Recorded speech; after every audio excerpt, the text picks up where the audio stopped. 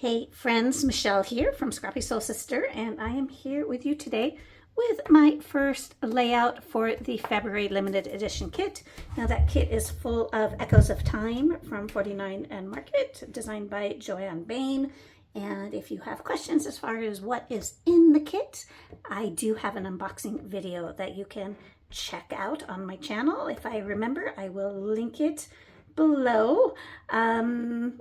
I typically, if you've watched my videos, I can be a bit of a hot mess as far as figuring out what direction I want to go. But as soon as I saw this paper, I knew kind of what I wanted to do. And so I have this picture of my grandparents on a train, and I love this picture, but it has these little tabs from that dang photo album.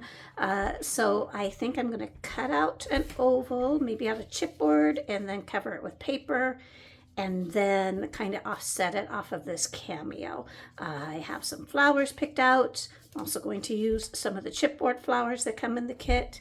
I'm thinking about this Chasing Yesterday title, but I'm not locked in yet. All of the layouts I'm going to do with this kit are heritage types of layouts, so not that you have to, it just works for me because I have these pictures and I want them all to be the same collection. I'm going to use some of the frames that come in the ephemera, and I think I'm going to do like a little black and white striped border and do the oval in the black and white. So I don't know if I'm going to do much as far as mixed media. Haven't gotten that far yet, so that part is still up in the air. But I don't know, this collection is so beautiful and already so detailed that I don't know if I really want to mess it up. So we'll see. I might do a little bit under the clusters. Yeah, so let's get to work. All right, so I am going to start with trimming down my background paper here, removing that barcode strip. And first of all, I apologize that for the lights that are showing in this video. I am going to play with it and eliminate them in the future, so just bear with me. Um, I am going to go ahead and cover this background with clear gesso because I am going to play with a little bit of color. Now, my goal is to leave as much of the florals and such showing as I possibly can, including the florals that kind of go into the frame. And so I love my glass board. I've spoken about it in the last couple videos, but it's large enough where I can set my background over to the side to dry, and using my magnets there to keep it flat and still be able to continue to create. So I've cut out my frame there. I went ahead and layered it and have attached it to my photo.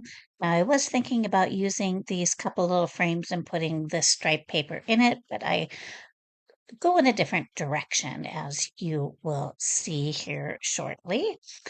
I am going to go ahead and back my photo with some foam, and because I want that lifted a little bit. And I am going to go ahead and cover my two chipboard pieces I'm going to cover them with gesso, and then I am also going to cover them with white paint. Keep that all pretty basic. So I've kind of laid out where I want my embellishment clusters to go. I want to keep them below the floral clusters that are on the background paper because I really don't want to cover those too much with embellishments or with mixed media or anything like that. So I'm trying to be really strategic with where I've applied my white gesso. So I'm using the stencil, and first of all, I'm going to use some archival ink, and then I am also going to use scorched timber over it because I want some to really maintain the pattern, but I want some to run a little bit. And so I'm going to do that in both areas. And I'm using my magnets to hold it down. Can you tell? I love the magnetic aspects of this glass board.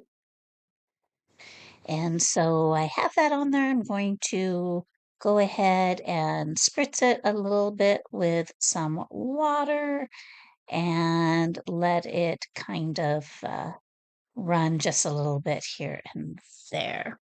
I've also just used a few little stamps. I did that off camera, but that's where some of the verbiage came in.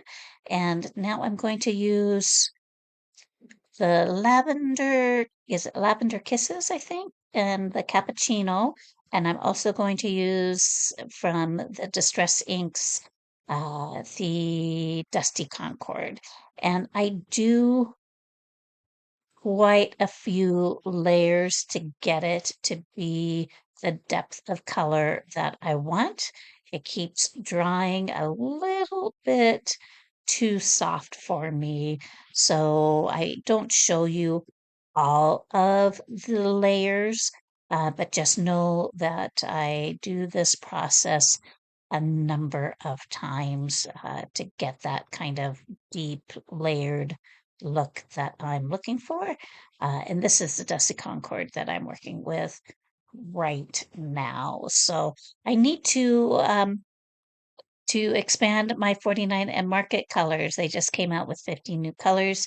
I haven't bitten, I haven't bit the bullet yet, but I need to do that. So I have this Harlequin stencil, and I'm just going to put just some white in spaces here and there, just for a little added interest.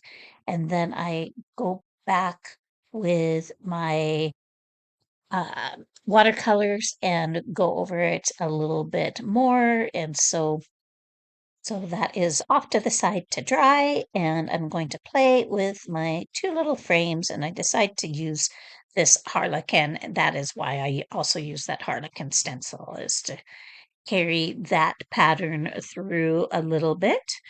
So here is my black and white stripe that I'm doing down that left side. I have my frame, going to have it a little bit off center so you can see that beautiful pattern.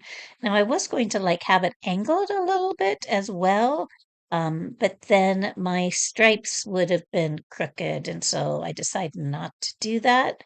Um, so now I am just going to take a look at building some clusters and trying to be really intentional of not covering what I went to so much effort to leave uncovered with mixed media. And so I have my frames that I am going to be using. I'm going to use some of these beautiful florals, and then I have my chipboard pieces, and I'm just going to, do quite a bit of moving around, figuring out what I like. Now that Chasing Yesterday, that's the title I'm going to stick with. I have some of the florals from the collection there that I'm going to be introducing. Those are from the laser cut elements.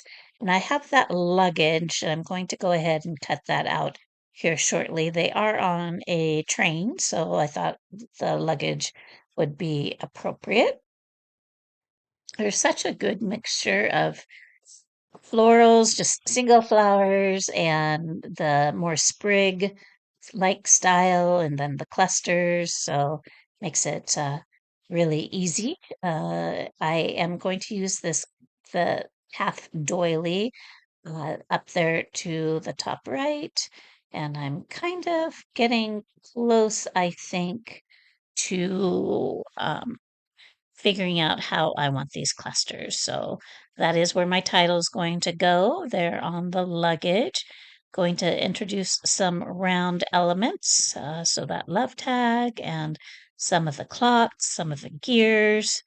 And yeah, I really, really love how this layout comes out. I do have, um, there's so many different shapes in this collection, with the round elements and the tag shapes and the more horizontal pieces, like what I just introduced on there. So it does take a bit of trial and error just to make sure that everything kind of feels balanced, but yet, on the organic side. And I'm trying to do a better job of making sure my word sentiments have something that they are landing on because I end up with a lot of those pieces left. So trying to use them, the tags and the little